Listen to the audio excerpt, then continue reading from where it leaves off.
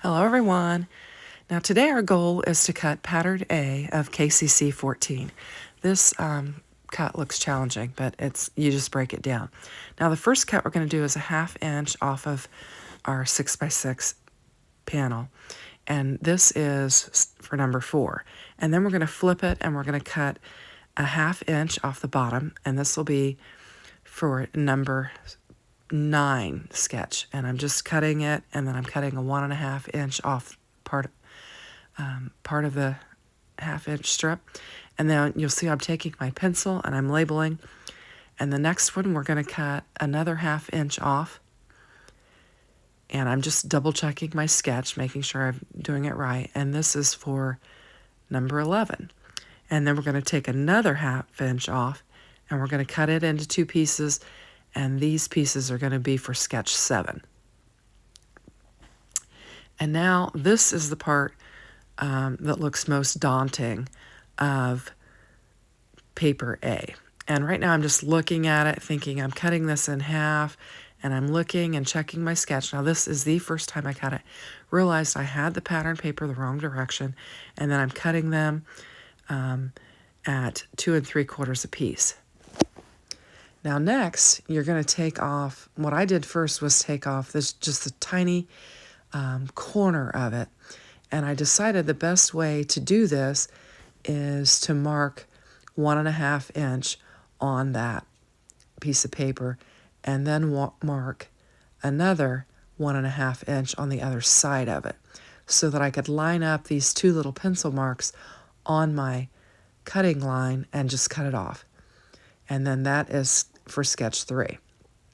Now this one you're just going to line up point to point, and you want to make sure you do it on your pattern paper facing up so that you get it in the right direction.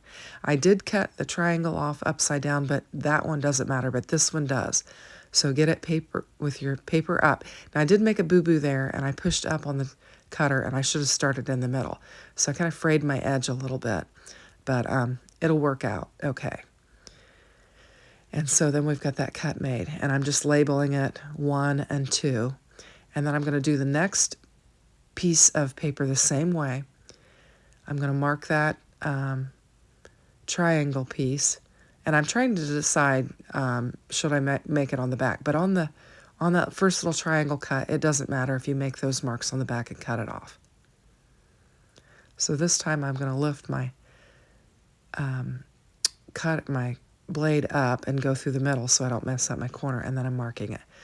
So I've got pattern paper A, KCC 14 now cut.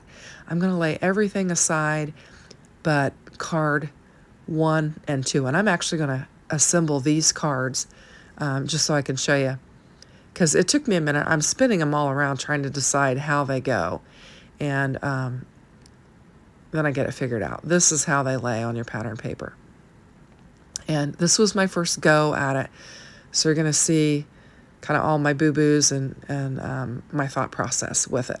So I'm just going to bring in a card base and get it scored up so that I can start building a card. And we'll just get it going. And I'm just scoring this baby.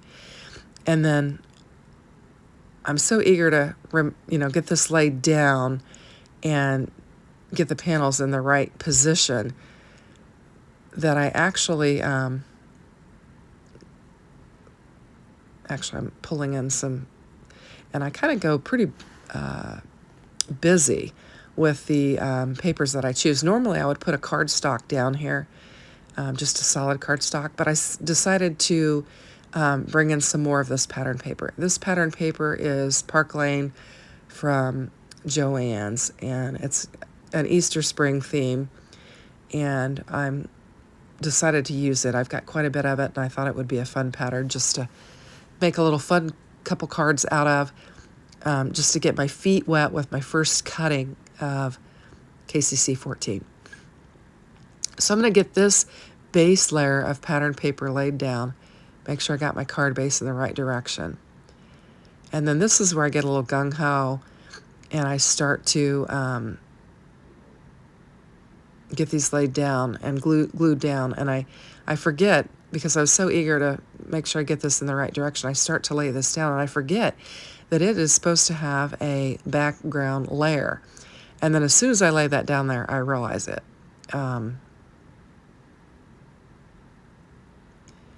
then I'm able to pull it up and get my layered piece on there. And I'll show you how I cut these layered pieces too.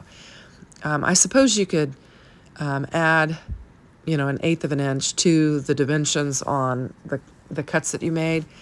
But I chose to just lay it down on the piece that I wanted to back it with and then cut away. And the next time I do my cuttings for A, I do it the same way because I just feel like it's easier than trying to add 1/8 of an inch to all of those dimensions and then cutting it.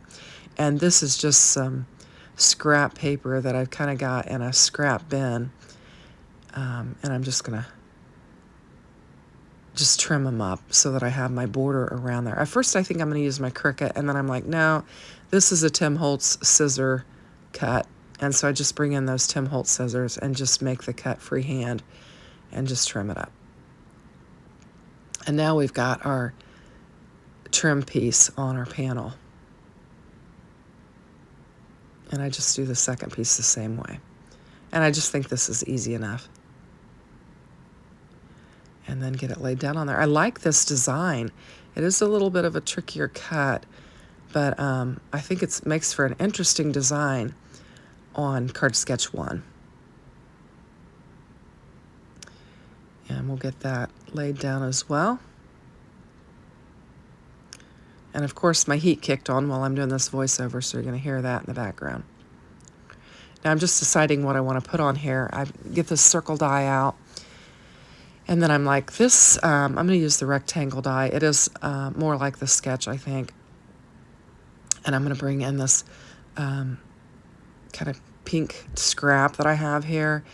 And I'm going to bring in a white scrap. And I'm just going to cut some pieces out so that I can make a focal point on my card. And we'll get this laid down on there. And I just used a scallop die. I thought that was kind of cute for the backer. And it's kind of like the picture, I think. And then I'm going to just bring in a regular Spellbinders A2 matting basic die for the center of that. And it fits right inside that stitched edge. And we'll get that laid down on there. And I'm just adding a little glue wherever I need it. And then I'm trying to think, what am I going to do for sentiment? And then I remembered I had these simple sentiments from Cat Scrappiness that I already had die cut out from Valentine's Day. And I thought, well, it was in the right color and everything, so I thought I would just get it laid down on there, and that would be a card that I could use. And like I said, I just sat down at my desk to figure out how to cut sketch A.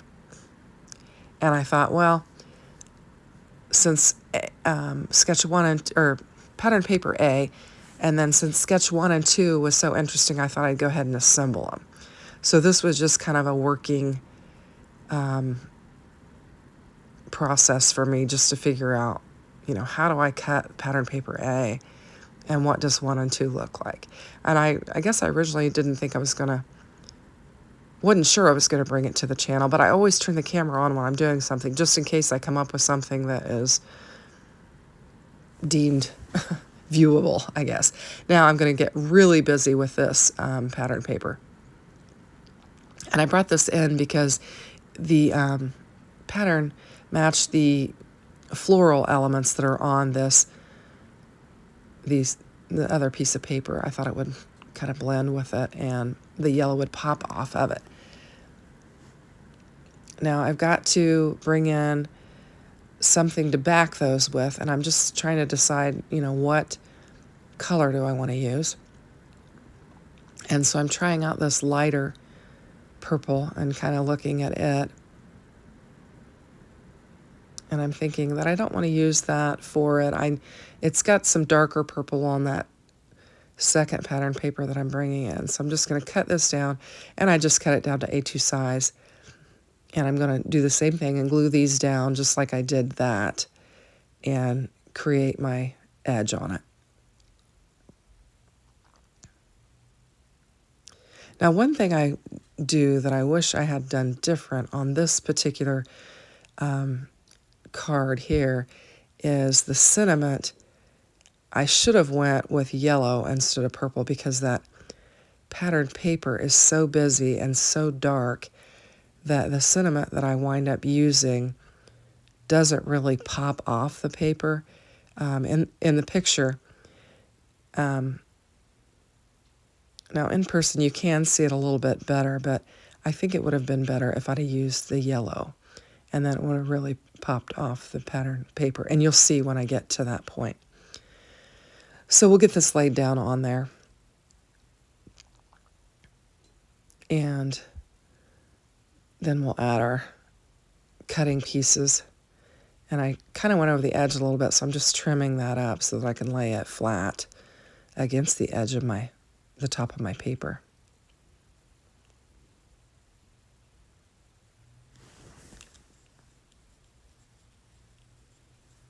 And I need to fill my Sweet Petunia glue press. That's why I'm using my little glue bottle. I just need to get it filled so that I can use it. I had some glue on my fingers, and so I just had to clean that glue off the piece of my pattern paper. And then we'll get this one laid down on there. And I think this also is a very interesting card design and fun.